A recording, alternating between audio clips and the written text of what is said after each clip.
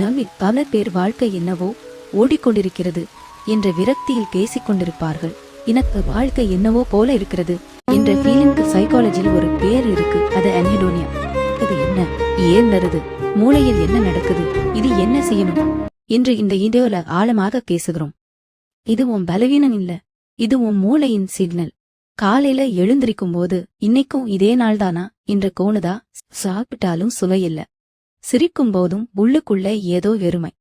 எல்லோரும் கூட இருந்தாலும் ஒரு விதமான தனியா இருக்கிற மாதிரி. மொத்தத்தில் வாழ்க்கையே வெறுமையாக இருக்கிற மாதிரி தோணும். உளவியலில் ரீதியாக இதற்கு பெயர் அன்ஹெடோனியா. இது இன்பல் இல்லாத நிலை. அதாவது முன்னாடி உங்களுக்கு பிடித்த ஒரு விஷயம் இப்போது வெறுப்பாக தோன்றுகிறது. மூளையோட ஒரு கெமிக்கல் மாற்றம். இது நம் மூளையில் உள்ள டோபமைன் என்ற கெமிக்கல் நடத்தும் ஒரு செயல். இந்த டோபமைன் தான் இதை செய்யணும் என்ற உந்துதலை நமக்கு கொடுக்கிறது. காதல், இன்பம், துன்பம், மகிழ்ச்சி போன்ற எண்ணற்ற உணர்வுகளை கொடுக்கிறது. இதற்கு நான் சரியாக எதிர்வினை ஆறாமல் இருக்கும் பொழுது இந்த ஆள் எந்த உணர்வையும் எக்ஸ்பிரஸ் பண்றதில்ல.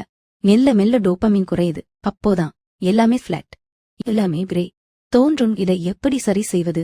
காலையில் ஒரு கப் காஃபி, ஒரு பாட்டு, ஒரு மரத்தடியில் 10 நிமிடம் சின்னத டாப் பண்ண ஆரம்பி.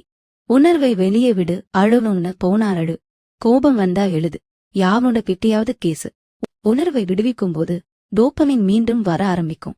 இந்த வீடியோ உன் மனசை கொட்டியிருந்தா ஒரு காமெண்ட் கோடு.